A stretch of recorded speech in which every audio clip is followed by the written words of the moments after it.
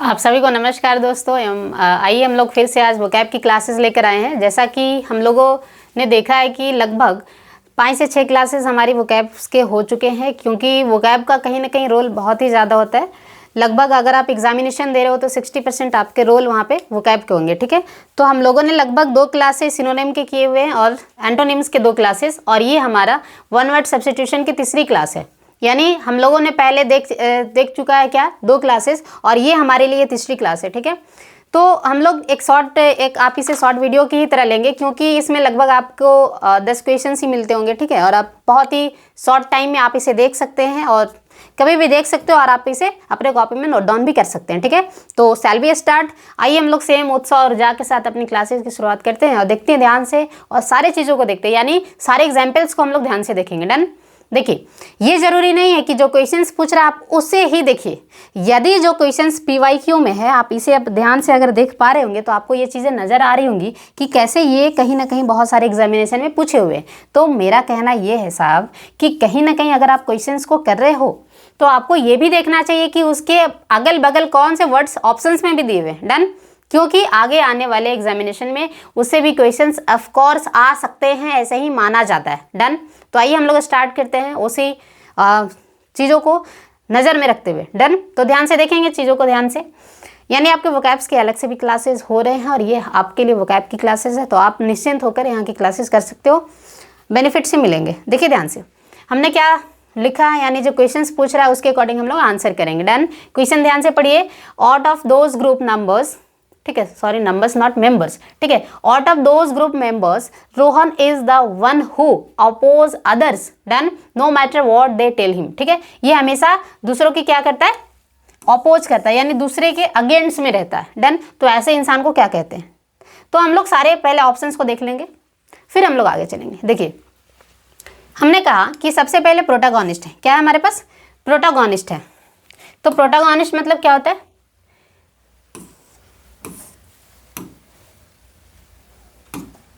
Sorry हमारे question यहाँ से है, ठीक है, आप इसे देखेंगे ध्यान से। तो आप इसे पढ़ेंगे, obsessive desire to lose weight by refusing to eat. देखिए, बहुत सारे लोगों को रहता है कि अगर हम मोटे हो रहे हैं तो खाना खाने से बचें, कि कौन सा खाना खाए कौन सा खाना नहीं खाए। बहुत ज़्यादा उसको बोल सकते हैं डाइटिंग में रहते हैं, बहुत ज़्यादा परहेज में रहते हैं, ठीक है, मेटिक्यूलस रहते हैं अपने हैबिट्स के और, ठीक है, अपने हैबिट्स के प्रति बहुत ज़्यादा मेटिक्यूलस होते हैं, बहुत ही ध्यान से चीज़ों को खाते हैं कि अगर एक चिप्स खा रहे तो इसे खाना चाहिए कि नहीं खाना चाहिए, फिर नीचे रख देंगे, ऐसे इस टाइप के लोग, ठीक है। तो देखिए ध्यान से कि ऐसे लोगों को क्या कहते हैं, और जब ऐसे सिचुएशन में कोई इंसान होता है तो उसे क्या कहते हैं। ये जितने भी चीज़ें आपको दिख रही है ये बस कंडीशन है, लोग को कहते नहीं है, ये सारे कंडीशन है। डायलेक्सिया क्या होता है, एनोरेक्सिया क्या होता है, पायरेक्सिया क्या होता है, एंड एस्फेक्सिया क्या होता है। ये सारे एक सिचुएशन है, एक कंडीशन है जो एक टाइम के बाद इंसान के पास आता है और उससे लोग बचने के लिए या उसका इलाज करते हैं। डन। ध्यान से देखेंगे आप क्या लिखा है, obsessive desire to lose weight, यानी बहुत ज़्यादा कोई मोटे हो गए तो उनकी डिजायर क्या होगी, उनकी इच्छा क्या होगी कि मेरी वेट कम हो जाए। तो कम हो जाए भाई साहब, कैसे कम हो। देखिए, एस्फिक्सिया मतलब होता है कि लैक ऑफ ऑक्सीजन, ठीक है, जब ऑक्सीजन की कमी हो जाए तो ऐसे सिचुएशन को हम लोग बोलते हैं एस्फिक्सिया। डन। हम लोग लिखेंगे लैक ऑफ ऑक्सीजन, क्या लिखेंगे, लैक ऑफ ऑक्सीजन, क्या लिखेंगे, लैक ऑफ ऑक्सीजन। डन। हम लोग को लिखना है लैक ऑफ ऑक्सीजन। आगे चलते हैं, पायरेक्सिया। तो पायरेक्सिया का मतलब होता है फीवर। क्या होता है, फीवर। क्या होता है, फीवर। अगर फीवर रहता हो किसी को बहुत ज़्यादा तो उसको पायरेक्सिया वाली सिचुएशन है। आगे देखेंगे एनोरेक्सिया क्या होता है और डायलेक्सिया क्या होता है। देखिए, डायलेक्सिया बहुत ही कॉमन है। डायलेक्सिया मतलब कि ऐसा कंडीशन, ऐसी अवस्था किसी इंसान का जब वो चीज़ों को पढ़ने या बोलने लिखने में असमर्थ हो, ठीक है। तो आप इसे लिख सकते हैं, अनेबल टू रीड और राइट, अनेबल टू रीड और राइट, अनेबल टू रीड और राइट।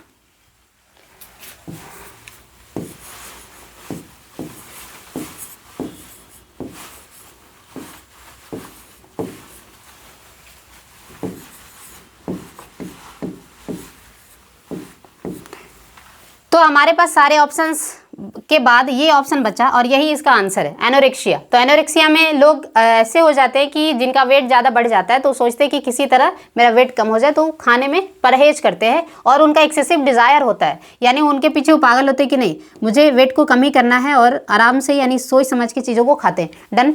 नेक्स्ट क्वेश्चन पर हम लोग आते हैं, ठीक है। देखिए, a mass of snow ice falling down a mountain side. Done, ठीक है।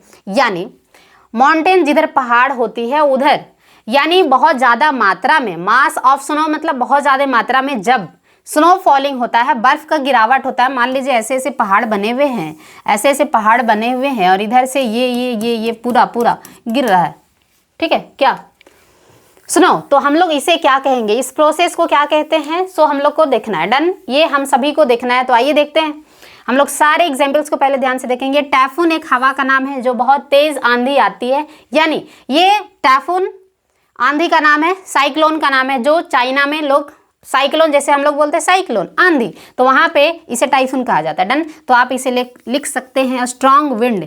क्या लिख सकते हो आप, स्ट्रॉन्ग विंड या स्टॉर्म, ठीक है, स्ट्रॉन्ग स्टॉर्म। डन, स्टॉर्म मतलब क्या होता है, आंधी।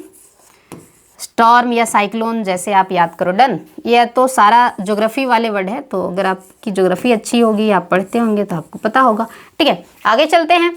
ब्रीज की बात करते हैं। जब मंद मंद हवा चलती है, जैसे सुबह की हवा, शाम की हवा, जब लोग एकदम आराम से टहलते टहलते निकलते हैं, तो वैसे हवा को हम लोग बोलते हैं ब्रीज। ठीक है, वैसे हवा को ब्रीज बोलते हैं। शीतल हवा जो क्या बोल सकते हैं, जो प्रातः सुबह भोर में जो बहती हवा। ठीक है, आगे चलते ब्लिज़ार्ड। देखिए, ब्लिज़ार्ड भी एक विंड है। ठीक है, बहुत तेज चलने वाली हवा का नाम है ब्लिज़ार्ड। ये कहाँ पे इनका नाम दिया गया है, आप देखोगे कि मेडिटेरियन सी है, जो साइबेरियन एरिया है, वहाँ पे इसे जो बहुत तेज की हवा चलती है, जिसको हम लोग विंड कहते हैं, वहाँ पे इस विंड को नाम दिया गया है क्या, ब्लिज़ार्ड। ठीक है, तो आप यहाँ सीधा लिख सकते हैं स्ट्रॉन्ग विंड। क्या लिखोगे आप, शुद्ध शुद्ध अक्षरों में स्ट्रॉन्ग विंड। क्या लिखेंगे, strong wind. Done, strong wind, strong wind. आगे चलते हैं। अब एवेलेंजे बचा, तो इसी का नाम है एवेलेंजे, कि जब माउंटेन साइड से बहुत सारे बर्फ गिरते हो तो उसको कहते हैं एवेलेंजे या एवेलैंके, जैसे आपको पढ़ना पड़ सकते हैं। आगे आइए, ध्यान से देखते हैं।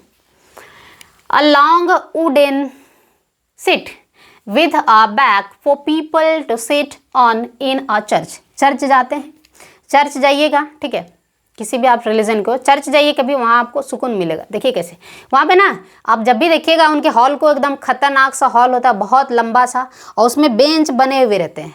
ठीक है, बेंच बहुत सारे बने हुए रहते हैं बैठने के लिए, तो उसे क्या कहते हैं। देखिए, हम लोग पहले आराम से सारी ऑप्शंस को समझेंगे, फिर आगे चलेंगे। अगर हम लोग आल्टर की बात करें, आल्टर क्या होता है, देखिए आल्टर दो होता है, जैसे आप सीखे होंगे यानी कहीं सुने होंगे, ALTER। ये अल्टर मतलब होता है बदलना, चेंज करना, बट ये जो आल्टर है इसका मतलब होता है वेदी। क्या बोलते हैं, वेदी। यानी हम लोग क्या करते हैं, भगवान की पूजा करते हैं, तो यहाँ पे ऐसे स्थान बना हुआ रहता है, इस पे लड्डू या कुछ भी चढ़ाते हैं प्लेट में, ठीक है, कुछ भी भोग लगाते हैं। ठीक है, आई बात समझ में, तो हम लोग इसे बोलते हैं वेदी। अ प्लेस ऑफ वर्शिप हम लोग बोल सकते हैं। ठीक है, अ प्लेस ऑफ वर्शिप नहीं बोल सकते हैं आप, पूजा करने के स्थान को। ठीक है, अ प्लेस ऑफ वर्शिप, आप टेम्पल मत मान लेना। ठीक है, a place of offering something to God, जहाँ पे रख के आप कुछ भगवान को चढ़ाते हैं, उसे कहते हैं वेदी। डन, या वहाँ पे कुछ आप रखते हो, ऑफरिंग समथिंग टू गॉड। एक बार आप समझ लीजिए तो आप खुद से कर सकते हैं। ठीक है, सारी चीज़ों को लिखना।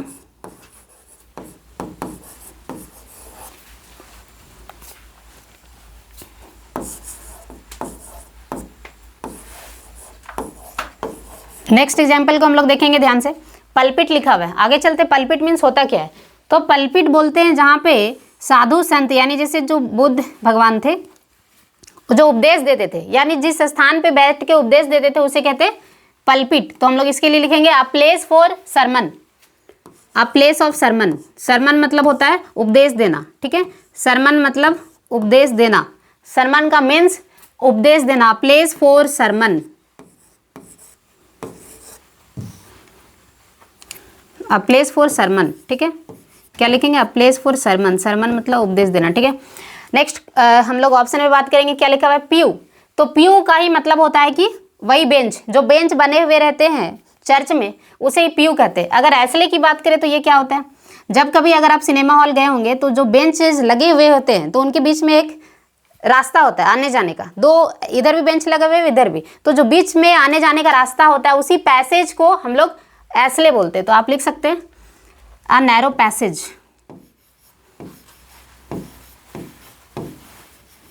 ठीक है, आप लिख सकते हो a narrow passage done between two rows, between two rows done. आगे आइए, आगे देखते हैं हम लोग, नेक्स्ट क्वेश्चन की बात करते हैं। A person who does not believe in God, ऐसा इंसान जो भगवान पे भरोसा नहीं करता है। तो अगर आप इस एग्जाम्पल्स को देखेंगे तो आप कंफ्यूज होंगे, अगर बहुत ज़्यादा आपको ज्ञान होगी इसके बावजूद आपको कंफ्यूजन होगा, क्यों होगा यहाँ पे ध्यान से देखिए। जैसे मैं अगर एथिस्ट की बात करूँ तो आप क्या कहेंगे, एथिस्ट मीन्स क्या होता है, आगे चलते हैं। यदि एग्नोस्टिक की बात करें और इस एस्थेटिक की बात करें और ये एमेच्योर की बात करें, देखिए दो ऑप्शन में ही कंफ्यूजन आपको होगा, दो ऑप्शन बिल्कुल ही अलग है, ठीक है, दो ऑप्शन बिल्कुल ही अलग है। बात करते हैं एमेच्योर का, तो एमेच्योर ऐसे इंसान को कहते हैं जो अनाड़ी टाइप का हो, यानी उस किसी चीज़ में उसका कोई भी हुनर नहीं है, यानी बहुत ज़्यादा प्रोफेशनल नहीं है, वो बस किसी भी चीज़ को एज ए शौक के लिए कर लेता है, ठीक है।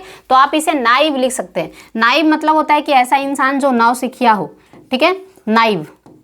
आगे बात करते हैं नेक्स्ट ऑप्शन की, एस्थेटिक मीन्स क्या होता है। तो ये जो एस्थेटिक वर्ड है ये बस एक साइंस है जिसमें हम लोग किसी भी आर्ट को दर्शाते हैं, ठीक है। यानी बहुत सारे ऐसे पोएट्स हुए हैं, बहुत सारे ऐसे पोएट्स हुए हैं जो क्या है कि नेचर को दिखाने के लिए बहुत सारे उन्होंने पोएम्स लिखे हैं। तो आप कह सकते हैं कि साइंस ऑफ आर्ट, ठीक है, science of art, fine art भी आप लिख सकते हैं, ठीक है। हम लोग लिखेंगे इसके लिए science of fine art. Fine art में यही आ जाएगा कि कुछ beauty like something natural, science of fine art, ठीक है, आप लिखेंगे साइंस ऑफ फाइन आर्ट। तो हमारे पास सिर्फ दो ऑप्शंस हमारे पास और हैं। देखिए एग्नोस्टिक और एस्थेटिक में क्या अंतर है, ठीक है, एग्नोस्टिक और एथिस्ट में क्या अंतर है। एग्नोस्टिक ऐसे इंसान को बोलते हैं जिसे पता तो है कि भगवान है लेकिन उसे उन पर शक है, डन। और एथिस्ट ऐसे होते हैं जो विश्वास ही नहीं करता। तो क्वेश्चन हमसे क्या पूछा है, a person who does not believe in God, यानी ईश्वर पर भरोसा ही नहीं करता है, ठीक है। तो आप यहाँ पे एथिस्ट को टिक आउट करेंगे, एग्नोस्टिक को नहीं। आगे चलिए, आगे देखेंगे ध्यान से आप चीजों को, यानी नेक्स्ट क्वेश्चन पे हम लोग बात करेंगे। क्या लिखा हुआ है, the study of ancient things, the study of ancient things such as art, grapes, ruins etcetera. देखिए बहुत सारे राजा महाराजा हुए या बहुत सारे इंसिडेंट्स हमारे पास्ट में भी हुए हैं, तो जो उनके बारे में पढ़ाई करते हैं तो उस स्टडी को क्या बोलते हैं, ठीक है, उस स्टडी को हम लोग क्या कहते हैं, तो हम लोग उसकी बात करेंगे। देखिए सारे ऑप्शंस को आप ध्यान से देखेंगे। ये कॉस्मोलॉजी क्या होता है, स्टडी ऑफ यूनिवर्स। आगे बात करें डेमोग्राफी क्या होता है, तो स्टडी ऑफ पॉपुलेशन, यानी जनसंख्या के बारे में जो पढ़ाई करता है, ठीक है। आगे अगर बात करें एपिग्राफी का, तो एपिग्राफी होता है कि स्टडी ऑफ इंस्क्रिप्शन। इंस्क्रिप्शन मतलब होता है शिलालेख, ठीक है, यानी पिछले समय में जितने भी शिलालेख पे जो चीज़ें लिखी गई है उनके बारे में जो पढ़ते हैं उस स्टडी को बोलते हैं एपिग्राफी। तो हम लोग लिखेंगे स्टडी ऑफ, हम लोग को लिखना है study of what, inscription. Inscription means शिलालेख, शिला मतलब पत्थर और लेख मतलब लिखना। जो पत्थर पे लिखे जाते थे उनके बारे में जो पढ़ाई करते हैं उस स्टडी का नाम है एपिग्राफी, उस स्टडी का नाम है एपिग्राफी, ठीक है, उस स्टडी को हम लोग बोलते हैं एपिग्राफी। आप लिखेंगे इंस्क्रिप्शन, डन।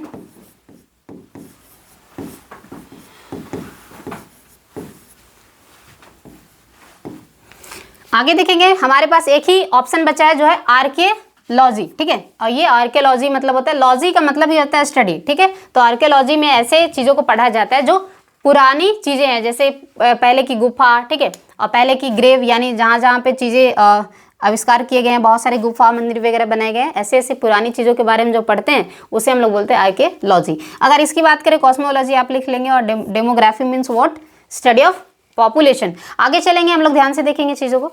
यानी नेक्स्ट है हमारे पास question, in industries it is very common to observe that people so undue favour. आपको इसके अकॉर्डिंग आंसर करना है, ठीक है।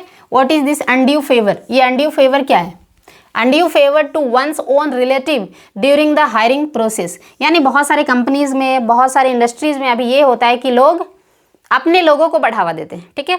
यानी अगर आपके चाचा के बेटा गए हैं और एक उनसे भी ज़्यादा कैपेबल इंसान है जो उस चीज़ को डिजर्व करता है, आप उसे नहीं देकर अपने रिलेटिव्स को आप वहाँ पे प्रमोट कर रहे हो, तो इस प्रोसेस को क्या कहते हैं, आप इसके बारे में कहेंगे, ठीक है। तो इस प्रोसेस को क्या कहेंगे, नेपोटिज्म। नेपोटिज्म कहते हैं, यानी भाई भतीजा वाद। अगर आगे बात करें ये प्लेगरिज्म मतलब क्या होता है, अगर आगे बात करें तो प्लेगियरिज्म मीन्स क्या होता है, तो आप कहेंगे ये होता है theft of literary things, theft of literary things, ठीक है। यानी आप किसी के साहित्य की चोरी कर रहे हैं, ठीक है। आपको अगर कुछ लिखना है तो आप किसी लेखक की किसी बात को अगर आप वहाँ से लेकर कॉपी करके आप अपनी चीज़ों में ऐड कर रहे हैं तो ये कहीं ना कहीं चोरी है। तो ऐसे साहित्यिक चोरी को हम लोग क्या बोलते हैं, देखिए theft of what, literary, theft of literary things.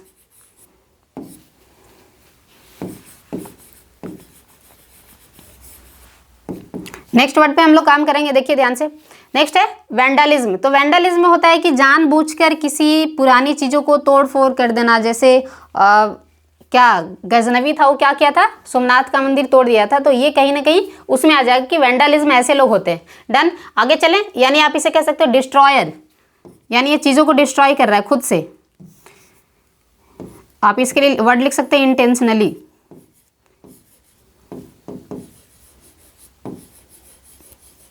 ठीक है। आप लिख सकते हैं इंटेंशनली डिस्ट्रॉय द थिंग्स, किसी भी चीज़ को अपने इंटेंशन से, अपनी इच्छा से किसी चीज़ को बर्बाद करना, डिस्ट्रॉय द थिंग्स, किसी भी चीज़ को बर्बाद करना, तोड़फोड़ करना, ऐसे लोग, ऐसे चीज़ों के लिए हम लोग बोलते हैं वैंडलिज्म। डन। नेक्स्ट ऑप्शन पे हम लोग बात करेंगे कैपिटलिज्म। कैपिटलिज्म मीन्स क्या होता है, बहुत ही कॉमन वर्ड है। कैपिटलिज्म मीन्स क्या, पूंजीवाद। यानी अगर बहुत ज़्यादा प्राइवेट कंपनीज हमारे मार्केट में आ गए या हमारे देश में काम करने लगे तो ये है कैपिटलिज्म। डन, आगे चलते हैं, आगे देखेंगे। नेक्स्ट क्वेश्चन पे हम लोग बात करेंगे, क्या लिखा हुआ है, the question papers are placed in the lockers of the school in a, ये मीठा हुआ है, ठीक है। तो आप इसे ध्यान नहीं देंगे, आपको करना क्या है, ये कांट बी रीच्ड, यानी ऐसे बहुत सारे हमारे स्कूल्स में डॉक्यूमेंट्स है जो कहीं रखे हुए, वहाँ तक सारे लोग नहीं पहुंच सकते हैं। तो आपको ये बताना है कि जहाँ पे आप नहीं पहुंच सकते हैं उसके लिए कौन से वर्ड का हम लोग प्रयोग करते हैं। तो आइए हम लोग सारे ऑप्शंस को पहले एलिमिनेट करेंगे, सारी चीज़ों को समझेंगे, उसके बाद करेक्ट ऑप्शन की ओर चलेंगे। डन। अगर इसकी बात करें, इनकॉरिजिबल क्या होता है, यानी ऐसी चीज़ जिसको सुधारा ही ना जा सके, ठीक है, ऐसी चीज़ जिसे सुधारा ही नहीं जा सके, तो हम लोग कह सकते हैं that can't be corrected, that can't be corrected, जिसे हम लोग करेक्ट नहीं कर सकते हैं या इम्प्रूव नहीं कर सकते, ठीक है। आप सीधा लिख सकते हैं। अगर नेक्स्ट की बात करें तो आप देखेंगे इंडेलिबल। तो इंडेलिबल का मतलब होता है ऐसी कोई चीज जिसे आप मिटा नहीं सकते हैं, ठीक है। कांट बी डिलीटेड या कांट बी रिमूव्ड, आप बोल सकते हैं कांट बी रिमूव्ड, आप जिसे मिटा ही नहीं सकते हैं, ठीक है। पत्थर का लकीर। आगे बात करें नेक्स्ट ऑप्शन की तो लिखा हुआ इनएसेसिबल, यही है आंसर हमारा। एसेस मीन्स होता है पहुंच, ये एसेस ACCESS, एसेस मीन्स पहुंच, जहां पर आप पहुंच सकते हैं। जैसे इसमें इन लग गया तो ये अपोजिट बन गया, जैसे कंप्लीट के साथ इन लगता है तो अपोजिट बन जाता है। डन। तो this is the right answer है। अगर इसकी बात करें कि इरेप्रेसिबल मतलब क्या होता है, ठीक है। आगे आइए,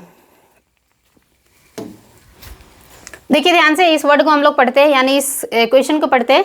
the study of coins, coins के स्टडी को क्या बोलते हैं, तो देखेंगे हम लोग कॉइन्स के स्टडी को हमेशा न्यूमिस्मैटिक्स बोलते हैं, ठीक है।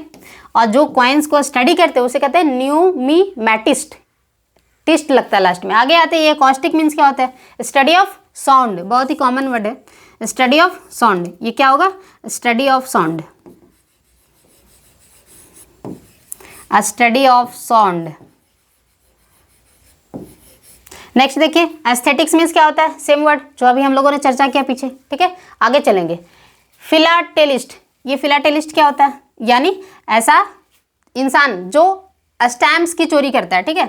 सॉरी, चोरी नहीं, कलेक्शन ऑफ, क्या बोलेंगे, collection of post stamps, collection of post stamp, collection of post stamps, ठीक है, पोस्ट स्टैम्प्स। वो कैप्स बहुत सारे लोगों को बहुत ज़्यादा टफ लगता है, तो आप ध्यान से इसे पढ़ेंगे, ठीक है। पोस्ट स्टैम्प्स, इसे बोलते हैं फिलाटेलिस्ट। यदि इसकी बात करें तो एक एरर मेरे से हुई है, क्योंकि दोनों वर्ड में कन्फ्यूजन हो गया सही से नहीं देखने के कारण। आप पीछे देखेंगे, इसमें हमने बताया था एक और वर्ड में, आप ध्यान से देखेंगे, हाँ ये, सॉरी 1 सेकेंड,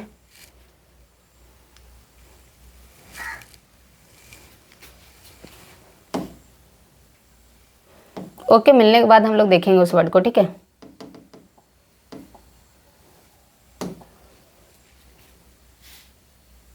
हाँ, जो इसकी बात मैं कर रही थी, ये जो है एसेटिक है। एसेटिक मतलब होता है साधु, जो घर द्वार छोड़कर संन्यास ले लेते हैं उसे कहते हैं साधु, ठीक है। ये एसेटिक है। और यही मैं कह रही थी कि यही तीनों में आपको कंफ्यूजन हो सकता है कि एग्नोस्टिक को आप लगाओगे या एसेटिक को लगाओगे या एथिस्ट को लगाओगे। तो हमेशा एथिस्ट को लगाना है, क्योंकि ऐसे लोग जो भगवान पे भरोसा नहीं करते हैं उसे नास्तिक कहते हैं, ठीक है। और ये ऐसे लोग होते हैं इन्हें पता है कि भगवान है, लेकिन ये क्या शक करते हैं, यानी उनके बारे में खराब खराब बातें बोलेंगे, ऐसे लोग होते हैं, ठीक है। और अगर इसकी बात करें तो ये सेंट होते हैं लगभग, यानी जो साधु बन जाते हैं, यानी सारा मोह माया छोड़कर ये जंगलों में या कहीं रहते हैं, मठ में रहते हैं, ठीक है। तो ऐसे चीज़ों के लिए हम लोग बोलते हैं। डन। आगे देखिए, आगे हम लोग बात करते हैं, यानी क्वेश्चन नंबर 6 हम लोग कर चुके थे। ये this is 7, after this is 8।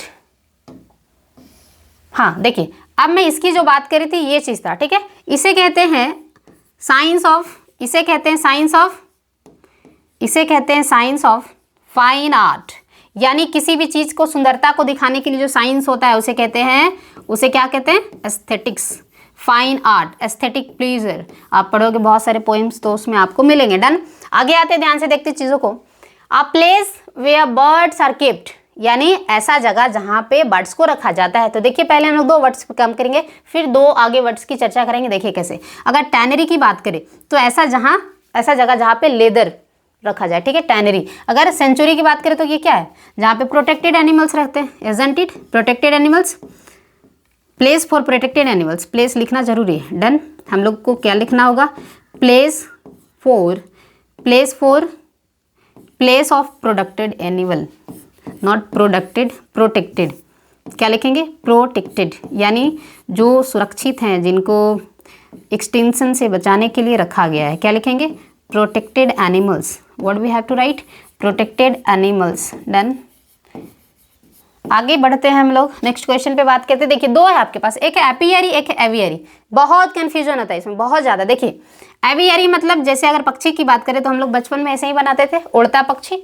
तो जहाँ पर ये वी आए आप क्या कहेंगे कि ये पक्षी वाला है, और ये पी आए तो आप सीधा कह देंगे बीज, यानी ये प्लेस है, प्लेस फॉर बीज। आप इसके लिए क्या लिखेंगे, प्लेस फॉर या हैबिटाट ऑफ बीज, जैसे आप लिखना चाहते हैं, ठीक है। प्लेस ऑफ बीज, मधुमक्खियाँ, भिनभिनाहट, और इसको आप टिक आउट करेंगे। ये है सही आंसर आपका। आगे चलिए, नेक्स्ट क्वेश्चन पे बात करेंगे, and this is last question for you and 1 question for your homework. आप होमवर्क करेंगे और आफ्टर सीइंग दिस वीडियो आपको कमेंट भी करना है, आंसर भी करना है। डन। देखिए, the list of subjects to be discussed at a meeting. देखिए, कोई भी मीटिंग होता है तो वहाँ पे क्या रखा जाता है, एक लिस्ट बनाया जाता है। तो उस लिस्ट को कहते क्या हैं, तो देखिए क्या कहते हैं। हम लोग पहले सारे ऑप्शंस को ध्यान से देखेंगे। इनवॉइस की बात करें तो इनवॉइस उसे कहते हैं जब कभी आप होटल में जाते हैं, रेस्टोरेंट में जाते हैं, या फिर शॉपिंग करने जाते हैं, तो आपको एक बिल दिया जाता है, उसे ही कहते हैं, आप कह सकते हैं बिल ऑफ चार्ज, ठीक है। यानी जो आपको चार्जिंग किया गया है, जो आपके ऊपर चार्ज किया गया है बिल, यानी जो पैसा आपको भरना है, उसका जो बिल आपको मिलता है उसको आप बोल सकते हैं इनवॉइस। क्या बोल सकते हैं, इनवॉइस। डन। आगे बात करते हैं, एजेंडा क्या होता है, डायरेक्टरी क्या होता है, कैटलॉग क्या होता है। कैटलॉग होता है कि list of books, LIST, list of books, यानी अगर हम लोग लाइब्रेरी में जाएंगे और अगर आपको एक बुक चाहिए, या कोई आप ऐसे बुक स्टॉल पे चले गए जहाँ पे बुक मिलती है, तो वहाँ पे भी ये चीज़ें होती हैं, लिस्ट बनाई हुई रहती है, ठीक है। तो हम लोग क्या लिखेंगे, list of books. Mainly library या कोई बुक स्टॉल पे हमें दिखता है, लिस्ट होता है बुक्स का, ये कि ये बुक्स यहाँ पे मिलती है। डन। आगे चले, अगर इसकी बात करें तो इसका ये क्या होता है, लिस्ट ऑफ आइटम्स, ठीक है। इसे कहेंगे लिस्ट ऑफ आइटम्स। जैसे आप गए होटल में तो कितना बड़ा सा चिट्ठा एकदम बगल में सटा हुआ रहता है, उसमें क्या क्या कितने रुपये में मिलता है सारा अवेलेबल है। आप उसे देखिए, आपको समझ आए आप वहाँ पे खाइए, नहीं समझ आए चलते बनिए, ठीक है। तो देखिए यहाँ क्या है, लिस्ट ऑफ आइटम्स या थिंग्स। हम लोग क्या लिखेंगे, लिस्ट ऑफ आइटम्स या थिंग्स। डन। आइटम्स या थिंग्स, इसको बोलते हैं डायरेक्टरी। आई बात समझ में। आगे बात करते हैं हम लोग नेक्स्ट, यानी एजेंडा बचा। तो कोई भी मीटिंग से पहले एक क्या बनाई जाती है, एक शीट बनाई जाती है जिसमें सारी चीज़ें लिखी हुई रहती है कि किन किन चीज़ों पर, किन किन मुद्दों पर हम लोगों को चर्चा करना है। So that is called what, that is called agenda. And this is your last question that you have to do as a homework. अच्छा, यही मैंने बता दिया, सॉरी, यही था स्टार्टिंग का क्वेश्चन, ठीक है। तो ये आप लोगों को करना, मुझे नहीं करना था, आपको करके आना था, डन। तो आप इसे एज अ होमवर्क करेंगे और फिर हम लोग कल की क्लास यानी कल भी हम लोग वोकैब करेंगे और वोकैब को अभी हम लोग कंटिन्यू रखेंगे, राइट। वोकैब को हम लोग कंटिन्यू रखेंगे और ग्रामर को भी कंटिन्यू रखेंगे क्योंकि दोनों बहुत ही ज़रूरत है। और अब एग्जामिनेशन होने स्टार्ट हो चुके हैं लगभग, सीजीएल के डेट आ चुके हैं, सीएचएसएल के भी लगभग 18 सितंबर से एग्जामिनेशन है, एमटीएस के भी आ चुका होगा और एसएससी जीडी का फिर से फॉर्म भी आ चुका है, ठीक है। तो जो एसएससी जीडी में इंग्लिश को प्रमोट करते हैं, इंग्लिश को लेते हैं, उनके लिए सही है, और नहीं तो हिंदी तो बहुत अच्छी बात है, ठीक है। तो आप सभी कंटिन्यूटी के साथ क्लासेस को करिए और आप सभी को बहुत बहुत शुक्रिया, बहुत बहुत धन्यवाद साथ देने के लिए और जय हिंद।